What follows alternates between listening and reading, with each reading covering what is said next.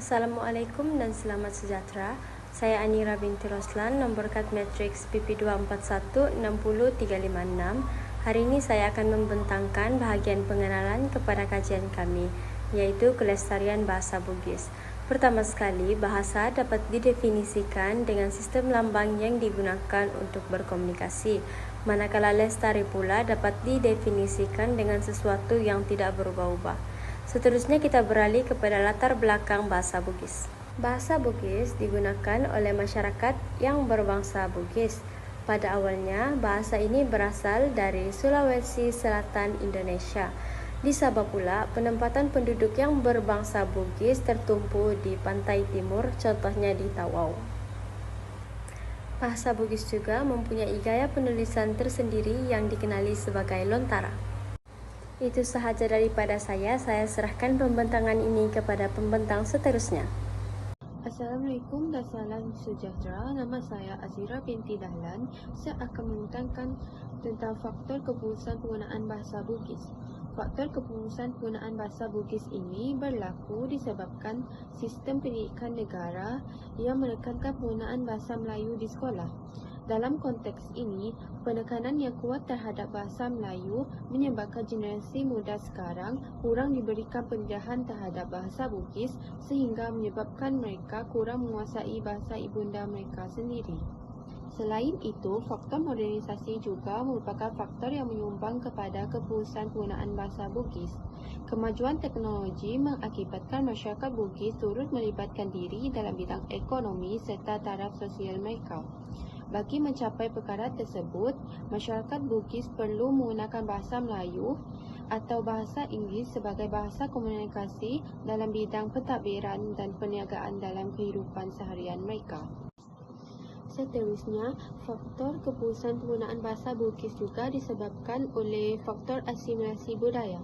Kehadiran orang luar yang banyak bermigrasi ke kawasan penempatan mereka menjadi punca timbulnya budaya baharu yang menyebabkan mereka perlu menyesuaikan diri dengan persekitaran tersebut serta budaya masyarakat setempat. Di samping itu, faktor pemilihan bahasa juga turut menyumbang kepada faktor keputusan penggunaan bahasa Bugis. Hal ini dikatakan demikian kerana masyarakat Bugis perlu mengambil kira pemilihan bahasa yang sesuai untuk berinteraksi dengan etnik lain. Oleh itu, bahasa Melayu dipilih untuk digunakan dalam komunikasi harian oleh masyarakat Bugis kerana dominasi serta pengaruh bahasa Melayu yang meluas. Assalamualaikum, saya akan membentangkan tentang cabaran pengkaji dalam mengkaji bahasa Inggeris. Saya akan mulakan dengan poin saya yang pertama, iaitu cabarannya adalah semakin jelas, iaitu kurangnya alat teknologi untuk mempromosikan bahasa Bugis. Yang kedua ialah konflik budaya juga menjadi menjadi cabaran untuk pengkaji dalam mengkaji bahasa Bugis kerana berhadapan dengan budaya-budaya arus perdana yang semakin berluasa. Yang ketiga ialah pengaruh globalisasi. Yang keempat ialah faktor ekonomi, iaitu kekurangannya kewangan untuk mengkaji bahasa tersebut. Yang seterusnya ialah aspek sosiopolitik. Terdapat kawasan yang menghadapi pelbagai tentang politik, iaitu telah menyebabkan isu-isu politik dalam suatu kaum. Yang terakhir ialah cabaran ini telah termasuk kekurangan perhatian terhadap teknologi, konflik budaya, pengaruh globalisasi, kekurangan kewangan ekonomi dan isu sosiopolitik. Ini kesimpulannya, cabaran ini merupakan cabaran bagi pengkaji dalam mengkaji bahasa Bugis. Assalamualaikum, saya akan memberikan analisa keseluruhan penggunaan bahasa Bugis dalam kalangan pelajar UMS. Jadi bahagian pertama adalah penggunaan bahasa Bugis di dalam rumah. Kami mendapati penggunaan bahasa Bugis adalah kurang, iaitu responden menjawab jarang selama 6 orang dan juga sangat jarang selama 3 orang bersama 60%. Yang kedua adalah penggunaan bahasa Bugis di sekolah ataupun universiti. Kami juga mendapati penggunaan bahasa Bugis di sekolah dan universiti juga kurang, iaitu responden menjawab jarang selama 1 orang dan sangat jarang selama 8 orang bersamaan 60%. Yang ketiga adalah penggunaan bahasa Bugis di tempat kerja. Kami juga mendapati ianya sangat kurang digunakan, iaitu responden menjawab jarang selama 7 orang dan sangat jarang selama 7 orang yang bersamaan 93.4%. Yang keempat adalah penggunaan bahasa Bugis dalam acara sosial. Kami mendapati ianya kurang digunakan, yaitu responden menjawab jarang sampai 4 orang dan sangat jarang sampai 5 orang. Yang terakhir adalah penggunaan bahasa Bugis dalam media sosial. Kami mendapati ianya juga sangat kurang digunakan, yaitu responden menjawab jarang sampai 4 orang dan juga sangat jarang sampai 9 orang, bersamaan 86,7%. Kesimpulannya, penggunaan bahasa Bugis ini memang kurang digunakan dalam kalangan pelajar UMS. Sekian, terima kasih. Saya Zazita akan menyambung pembentangan tentang usaha individu untuk melestarikan bahasa Bugis. Usaha yang pertama ialah belajar dan menggunakan bahasa Bugis semasa berkomunikasi. Bahasa Bugis ini boleh digunakan semasa berkomunikasi bersama keluarga maupun rakan-rakan. Seterusnya, usaha yang kedua ialah mengajarkan bahasa Bugis. Bahasa Bugis ini boleh diajar secara formal di sekolah oleh guru ataupun oleh pengajar yang mempunyai kelayakan untuk mengajar bahasa Bugis. Usaha yang ketiga ialah menyertai pertandingan tradisional. Dengan menggunakan bahasa Bugis semasa menyertai pertandingan tradisional, bahasa Bugis ini dapat terus digunakan dan dihargai sebagai sebahagian daripada budaya masyarakat. Manakala usaha yang terakhir ialah mendokumentasikan bahasa Bugis.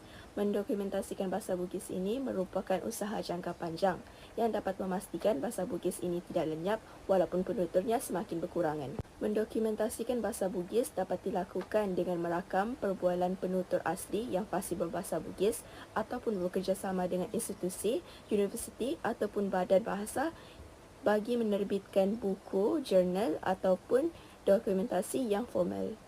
Itu sahaja daripada saya. Sekian dan terima kasih. Assalamualaikum dan selamat sejahtera. Saya Ana Muira dan saya akan membentangkan mengenai usaha masyarakat dalam melestarikan bahasa Bugis. Usaha pertama ialah masyarakat penutur bahasa Bugis harus sentiasa mengamalkan penggunaan bahasa Bugis dalam kehidupan seharian mereka bersama ahli keluarga, rakan-rakan dan masyarakat sekeliling di tempat-tempat seperti rumah, sekolah, universiti dan juga tempat kerja. Usaha yang kedua ialah masyarakat penutur bahasa Bugis boleh bekerjasama sesama komuniti untuk menganjurkan program, kempen dan pertandingan yang berkaitan dengan bahasa Bugis. Sebagai contoh, program pemantapan bahasa Bugis, pertandingan pidato dan menulis esei dalam bahasa Bugis serta menganjurkan festival. Dengan adanya penganjuran program seperti itu, ia dapat menyemarakkan lagi semangat dan mendorong para penutur bahasa Bugis dalam menggunakan bahasa etnik mereka. Seterusnya, usaha ketiga ialah golongan muda masyarakat Bugis boleh mengambil inisiatif untuk meningkatkan penggunaan bahasa Bugis dengan menggunakan platform media sosial dalam mendokumentasikan bahasa etnik mereka dengan cara membuat rakaman video mengenai bahasa tersebut. Usaha ini dapat meluaskan lagi pengetahuan ramai pihak, termasuklah masyarakat penutur bahasa Bugis itu sendiri maupun masyarakat luar yang ingin mempelajari bahasa Bugis. Salam sejahtera kepada doktor dan rakan-rakan. Saya Bigil Imelsi Cawanci akan meneruskan pembentangan dengan usaha sekolah dalam melestarikan bahasa Bugis. Dengan mengadakan program budaya bangsa, mengadakan pertandingan bercerita, puisi dan syarahan serta memasukkan bahasa Bugis dalam kurikulum dan menyediakan bahan seperti kamus dan model pembelajaran kepada pelajar. Selain itu, melalui bidang seni, mengadakan persembahan tari, teater ataupun nyanyian dapat memberi sedikit sebanyak pemahaman tentang bahasa Bugis bukan sahaja kepada audiens tetapi kepada penghibur itu sendiri. Terusnya, penggunaan teknologi. Dengan menggunakan teknologi, bahasa Bugis dapat dijadikan sebagai subjek elektif atau maklumat tambahan yang boleh dimasukkan dalam aplikasi universiti dan para pelajar dapat mempelajari bahasa tersebut mengikut jadual waktu masing-masing. Terusnya, menubuhkan kelab atau persatuan bahasa Bugis. Dengan mengamalkan perbualan antara rakan dalam kelab dalam bahasa Bugis bukan sahaja dapat mengenal pasti perubahan bahasa Bugis berdasarkan pertempatan masing-masing, namun ia juga dapat meningkatkan keyakinan diri para pelajar ketika bertutur dalam bahasa Bugis. Itu sahaja daripada saya. Sekian, terima kasih. Dalam usaha melestarikan bahasa ini, pelbagai langkah telah diambil oleh kerajaan dan badan bukan kerajaan NGO. Yang pertama adalah program kebudayaan dan pameran secara komuniti Bugis. Acara kebudayaan dianjurkan untuk memperkukuh hubungan komuniti Bugis dan mempromosikan bahasa mereka. Contohnya di kawasan Benut Johor, acara seperti pameran sejarah, persembahan seni Bugis sering diadakan. Seterusnya, makanan tradisional dan seni. Acara kebudayaan juga sering mengaitkan penggunaan bahasa Bugis dengan makanan tradisional seperti burasak dan kado bulo. Kedua adalah kerjasama kerajaan dengan institusi pendidikan. Seminar bahasa dan budaya. Seminar ini menekankan pentingnya bahasa sebagai warisan budaya termasuk bahasa Bugis. Selain itu, program ini melibatkan penghasilan kertas kerja yang membincangkan strategi melestarikan bahasa. Seterusnya, sokongan pendidikan. Kerajaan Negeri Sabah bekerja sama dengan institusi seperti UMS dan Dewan Bahasa dan Pustaka untuk mengintegrasikan elemen bahasa etnik ke dalam sistem pendidikan. Yang ketiga adalah peranan NGO dalam pemerkasaan bahasa Bugis. Pertubuhan Kerukunan Keluarga Sulawesi Selatan, KKSS. Pertubuhan ini sering menganjurkan bengkel dan forum yang memberi tumpuan kepada pelestarian bahasa ibunda. Aktiviti ini biasanya melibatkan komuniti setempat termasuk pelajar. Kesedaran melalui media.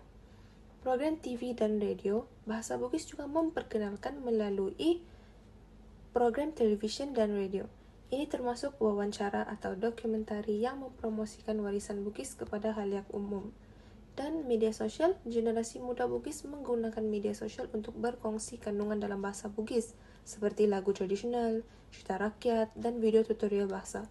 Yang terakhir, kesimpulan. Kajian kami menggunakan kaedah kualitatif dan kuantitatif yang terdiri daripada kajian kepustakaan, menganalisis data, dan menyediakan borang soal selidik.